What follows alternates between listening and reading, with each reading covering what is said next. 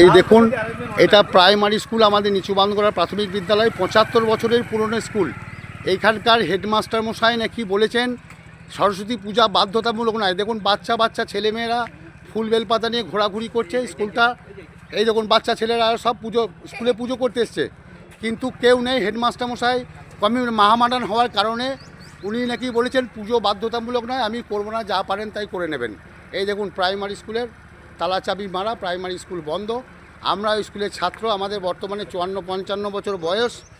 এই দেখুন আমরা ওই স্কুলে পুজো করেছি ছোট থেকে। আর এই দেখুন স্কুলের নাম দেখুন, বান্ধগড়া প্রাথমিক বিদ্যালয়। এই দেখুন আমাদেরও ৫২ বছর করে বয়স হয়ে গেল। আমরা জ্ঞান হওয়ার পর থেকে পুজো করে এসেছি।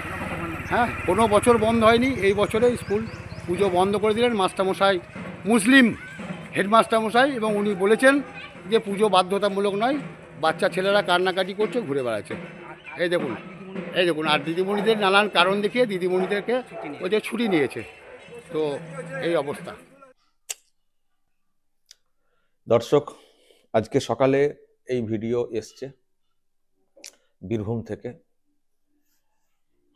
এখানে এই সব বলা হয়েছে, কিন্তু আমি যেহেতু প্রধান শিক্ষকের কোনো বক্তব্য শোনাতে পারছি না, সেই জন্যে আমি বেশি কিছু বলতে পারছি না।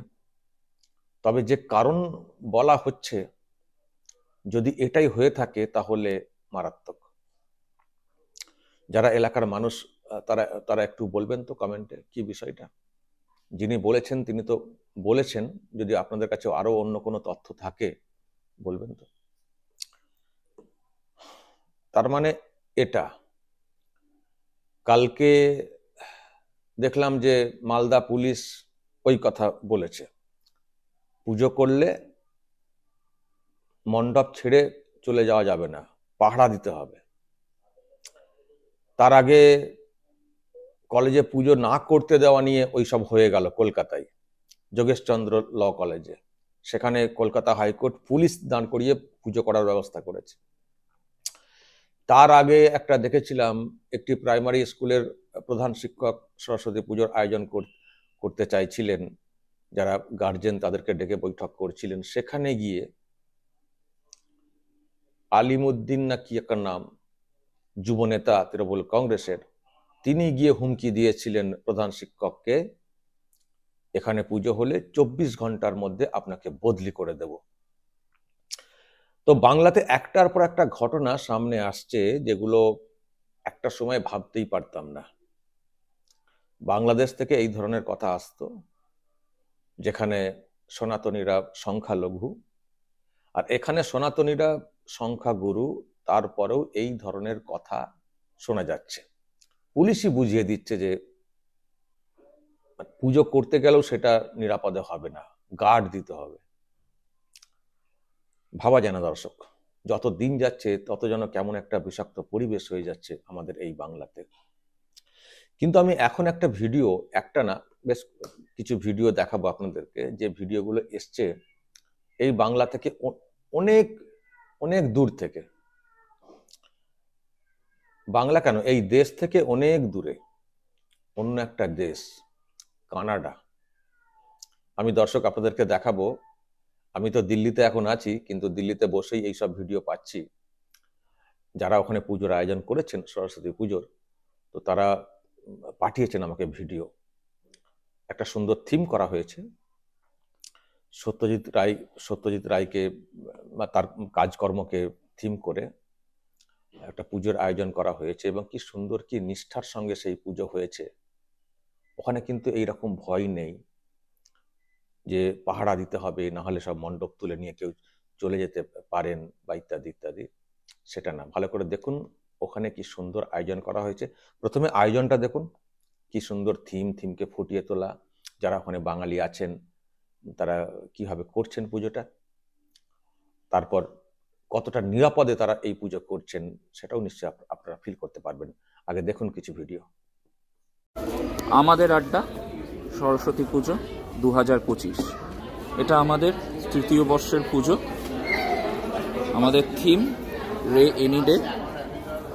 আমরা চেষ্টা করেছি সত্যজিৎ রায়ের বিভিন্ন শিল্পকলার টুকরো টুকরো ছবিকে নিয়ে একটা কোলাজ ক্রিয়েট করা। আপনারা বুঝতেই পারছেন কোন কোন মডেল কোন ছবির বা কোন গল্পের।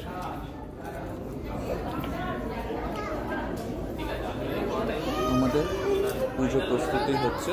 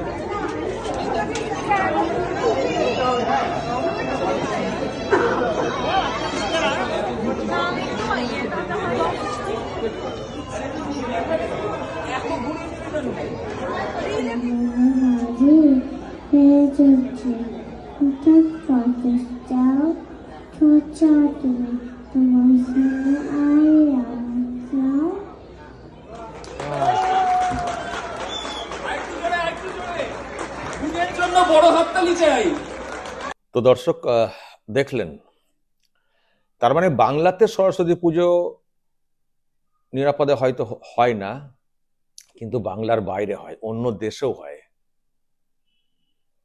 শুধু তফাৎটা মানে কিরকম হয়ে যাচ্ছে সেটাও ফিল করতে হচ্ছে। এখন প্রশ্ন হচ্ছে যে এগুলো কেন হচ্ছে, বাংলাতে কেন এত প্রশ্ন? আচ্ছা, তার আগে দর্শক আপনারা বলুন, কানাডায় যারা এই ধরনের এত সুন্দর করে আয়োজন করেছেন তাদের সম্পর্কে আপনারা নিশ্চয়ই কমেন্টে কিছু বলবেন। তারাও উৎসাহিত হবেন এবং বাংলা থেকে এতটা দূরে গিয়েও যে তারা সরস্বতী পুজোকে এইভাবে পালন করছেন, এটা একটা বড় ব্যাপার। আপনারা বলবেন ওনাদের সম্পর্কে কেমন হয়েছে না হয়েছে, নিশ্চয়ই বলবেন আপনারা। যেটা আমি বলছিলাম যে কেন এইরকম হয়ে যাচ্ছে পরিবেশটা, একটাই কথা, তোষণের রাজনীতি বাংলাতে প্রচন্ড হয়। অনেক কিছু অন্যায় হয়, কিন্তু ভোট ব্যাংকের কথা ভেবে তার ব্যবস্থা হয় না। আর যারা এইসব কাণ্ড ঘটাচ্ছেন তারাও যেন কোথাও ভেবে নিয়েছেন আমরা যা খুশি করতে পারি, আমাদের বিরুদ্ধে কিছু বলা হবে না।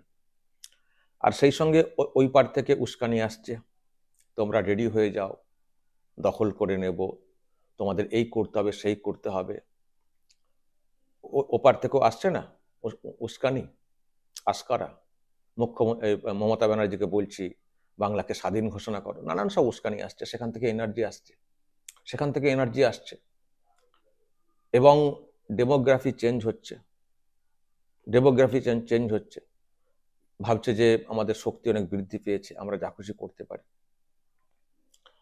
তাদের মধ্যে অন্ধত্ব, কুসংস্কার এইসব রয়েছে, ধর্মকে নিয়ে অত্যন্ত বাড়াবাড়ি এইসব রয়েছে, ফালতু। আমি মুসলিমদের উদ্দেশ্যেই বলছি কথাটা। মুসলিমরা যেভাবে মনে করে যে মূর্তিটাকে ভেঙে ফেললে মনে হয় বিরাট পুণ্যের কাজ, বা পুজো করতে না দিলে মনে হয় বিরাট পুণ্যের কাজ, মসজিদের পাশে পুজো হলে আমাদের মসজিদের গরিমা নষ্ট হয়ে যাবে, আমাদের কানে যদি আমার মন্ত্র আসে তাহলে আমাদের ঈমান চলে যাবে, সব ভুল। ইসলাম ধর্ম ওই রকম বলেনি, সব ভুল-ভাল ব্যাখ্যা। সেই জন্য আজকে ইসলাম ধর্মের এই অবস্থা, অন্য লোকেরা শুনলে ছিটকে চলে যান। ধর্মটাকে এত অপব্যাখ্যা দিতে দিতে পুরো ছোট করা হয়েছে, পুরো কনসেপ্ট এবং ভুল-ভাল সব প্রচারণা। এর জন্য আজকে এই অবস্থা। আর ভোট ব্যাংকের কথা ভেবে যা খুশি ওরা করে যায়। আমরা যে এত বলি যে এগুলো ঠিক না, এগুলো করতে দেবেন না, শুনে না। তাদের কাছে ভোট ব্যাংকটা অনেক বড় ব্যাপার, আর এই ধরনের মূর্খ লোকের সংখ্যাও বেশি, তাদের বিরুদ্ধে কিছু বলতে গেলে মুশকিল আছে। তো সেই জন্য তারা বলে না, শাসক সরকার বলে না। সেই জন্য আজকে এইরকম পরিস্থিতি হচ্ছে। ভাবা যায় না যে বাংলাতে পুজো নিয়ে পুলিশ দাঁড় করিয়ে পুজো করতে হবে, পুজো করতে বাধা, এসব ভাবা যায় না। দিনের পর দিন যে ঘটনাগুলো ঘটছে, তো এক্ষেত্রে কড়াকড়ি ব্যবস্থা করতে হবে। কড়াকড়ি ব্যবস্থা বলতে কি, সব জায়গায় নিরাপত্তার চাদরে মুড়ে ফেলা যাবে এটা সম্ভব না। আমি তো কালকে ওইসব দেখে ভাবছিলাম যে যা সব পুলিশ বলছে যে আপনারা এই করুন সেই করুন পাহারা দেবেন, আমি শুধু ভাবছিলাম যে এরপরে কি ওই সিআরপিএফ নামিয়ে মানে কেন্দ্রীয় বাহিনী নামিয়ে কি পুজোর আয়োজন করা হবে নাকি এরপর থেকে ভারতবর্ষে, পশ্চিমবঙ্গে? যে পুজো হবে না, নিরাপত্তার সমস্যা রয়েছে, কেন্দ্রীয় বাহিনী মোতায়েন করতে হবে ভোটের মতো, সেটাও হবে না কি জানি না এরকম। তো এগুলো হচ্ছে কি, এটা সম্ভব না যে প্রত্যেকটা পুজো মণ্ডপে পুলিশ পাহারা দেবে, সম্ভব না। কিন্তু এগুলো করতে হচ্ছে কেন, সেই রুটটা খুঁজে বের করতে হবে। এগুলো যারা করছে যদি কিছু অ্যাকশন নেওয়া হয় কিছু কিছু ক্ষেত্রে, কড়া অ্যাকশন কিন্তু দৃষ্টান্তমূলক, দেখবেন এইসবের কাছাকাছি কেউ ঘেসবেন না। এটা একটা মানে কড়া অ্যাকশন। আর সঠিক প্রচারটা আমাদের এই মুসলিম সমাজের, বিশেষ করে কারণ মুসলিমদের তরফ থেকে বাধার বিষয়টা আসছে বলে আমি কথাগুলো বলছি। মুসলিম সমাজের কিছু মানুষ যেভাবে ধর্মটাকে ভুল ব্যাখ্যা করে একটা উগ্রতার প্রচার করেন, এটা ঠিক না। সঠিক ব্যাখ্যা দিতে হবে মানুষকে, সঠিক ব্যাখ্যা দিতে হবে মানুষকে। যেগুলো করা উচিত না, এগুলো করা ঠিক না, এগুলো ভুল ব্যাখ্যা, সঠিক প্রচার করতে হবে। কিছু মোল্লা মৌলবী, সবাইকে দোষ দেব না, কিছু মোল্লা মৌলবী তারা ধর্মটাকে এমনভাবে বলে টলে ব্যবসা করছেন, গরম গরম কথা বলে ব্যবসা করছেন, পয়সা কামিয়ে নিয়ে তারা চলে যাচ্ছেন একটা বড় ফিজ নিয়ে। তারাই কিন্তু সর্বনাশ তৈরি করছেন, তারাই কিন্তু বিভেদ তৈরি করছেন। তাদের বক্তব্য শুনলেই দেখবেন একটা বিদ্বেষমূলক কথা আসবে সব জায়গাতে। এই ধরনের বক্তব্য বন্ধ করতে হবে, এই ধরনের বক্তব্যকে সেন্সর করতে হবে। আমাদের বাংলাদেশ শুরু হয়েছে এই ধরনের বক্তব্য প্রচন্ড হারে বাংলাদেশের মতো। এই সেন্সর ব্যাপারটা আনতে হবে, নাহলে সম্ভব না। যাই হোক, আমি তো দিল্লিতে আছি, দেখবো দিল্লিতেও সরস্বতী পুজো হচ্ছে কিনা। বাঙালি এলাকাতে যাওয়ার চেষ্টা করব আজকে, যদি দেখতে পাই দর্শক সেখানে কেমন পুজো হচ্ছে সেটাও আপনাদের সামনে তুলে ধরবো। নজর রাখবেন আরামবাগ টিভিতে।